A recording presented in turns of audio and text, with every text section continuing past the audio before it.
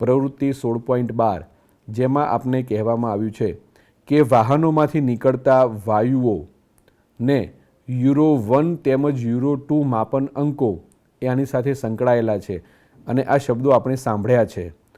આની અવેજીમાં ભારત સ્ટેજ વાપરવામાં આવે છે.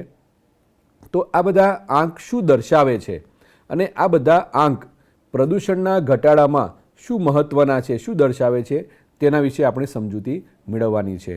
તો અહીંયા આપની સમક્ષ મેં એક કોઠો રજૂ કર્યો છે જે ભારત સરકારના સેન્ટ્રલ પોલ્યુશન કંટ્રોલ બોર્ડ દ્વારા 2002માં પ્રદર્શિત કરવામાં આવેલો. અહીંયા આપ ધ્યાનથી જોશો તો ઉપરના ભાગે આ જે દર્શાવેલા છે ચોક્કસ માનાંકો છે. BIS standard 2000, euro 2, euro 3, euro 4 આવા પ્રકારેના માપદંડ એ કરવામાં આવેલા છે. જ્યારે પેટ્રોલ અને ડીઝલથી ચાલતા વાહનોમાંથી ઉત્સર્જિત વાયુઓનું પ્રમાણ યોગ્ય રીતે જળવાય એ માટે આ નિયમો અમલમાં મૂકવામાં આવેલા છે.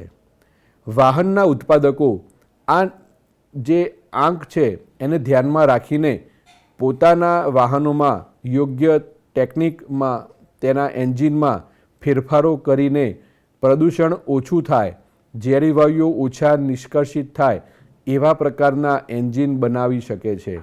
અને આવા પ્રકારના જે નિયમો છે એ નિયમોના કારણે જુદા જુદા પ્રકારના વાયુઓ, સલ્ફર ધરાવતા વાયુઓ, બેન્ઝિન ધરાવતા, એરોમેટિક, ઓલેફિન અને આવા જ પ્રકારના જુદા જુદા વાયુઓનું પ્રમાણ કેટલું હોવું જોઈએ, વધુમાં વધુ ઓછામાં ઓછું, તે આવા કોઠા દ્વારા નક્કી કરવામાં આવે છે.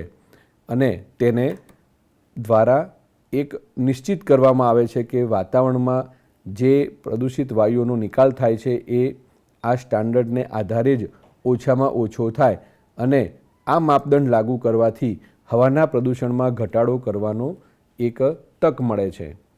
અહીંયા ભારત સ્ટેજ દર્શાવેલું છે. જેવી રીતે યુરોપિયન દેશોમાં, યુરોપિયન યુનિયનમાં આવા પ્રકારના માનાંકો નક્કી કરવામાં આવેલા છે, યુરો 2, યુરો 3, યુરો 4, યુરો 6. એવી જ રીતે ભારતમાં પણ એ જ પ્રકારના માનાંકો પણ જુદા નામે અસ્તિત્વમાં છે.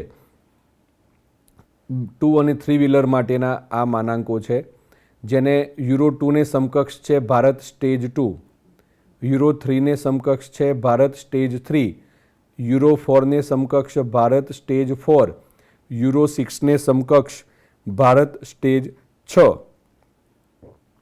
આ ક્યારથી માનાંકો અમલમાં આવેલા છે? તો 1 એપ્રિલ 2005થી યુરો 2 અમલમાં છે ભારત સ્ટેજ 2, 1 એપ્રિલ 2010થી સ્ટેજ 3, એપ્રિલ 2017થી સ્ટેજ 4 અને એપ્રિલ 2020થી યુરો સ્ટેજ 6 અને ભારત સ્ટેજ 6 અમલમાં આવેલા છે.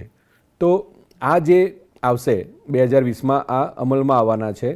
એટલે હવે પછી જે વાહનો આવશે એ બધા જ આ માનાંકોને ધ્યાનમાં રાખીને જ બનાવેલા હશે. એ સિવાય તેમને અહીંયા મંજૂરી આપવામાં આવશે નહીં. જેવી રીતે 2 વ્હીલર માટેના સ્ટાન્ડર્ડ હતા એ રીતે આ 4 વ્હીલરના માટેના સ્ટાન્ડર્ડ છે. 4 વ્હીલર વાહનો જે હોય છે, ગાડીને બધા, એના માટેના આ માનાંકો છે. અને એ ક્યારથી અમલમાં આવ્યા છે, ભારતમાં ક્યારથી અમલમાં આવ્યા, યુરોપિયન યુનિયનનો કયો સંદર્ભ છે, અહીંયા એનું વર્ષ છે અમલનું, અને કયા કયા વિસ્તારોમાં લાગુ કરવામાં આવેલા છે.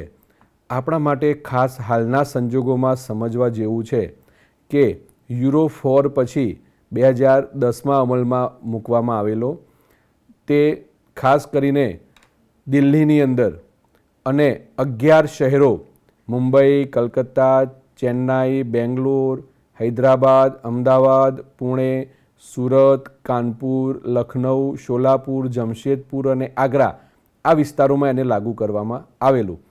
યુરો 5 સ્ટેજ અમલમાં મૂકવામાં નથી આવ્યું.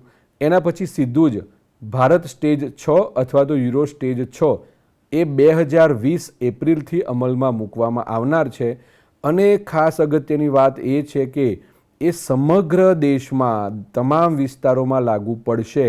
એટલે આવનારા વર્ષે આ એક ખૂબ મોટી ક્રાંતિ ઉદ્યોગોના આ વાહન વ્યવહારોમાં થવા જઈ રહી છે, જેનાથી પ્રદૂષણમાં અનેક ગણો ઘટાડો થશે.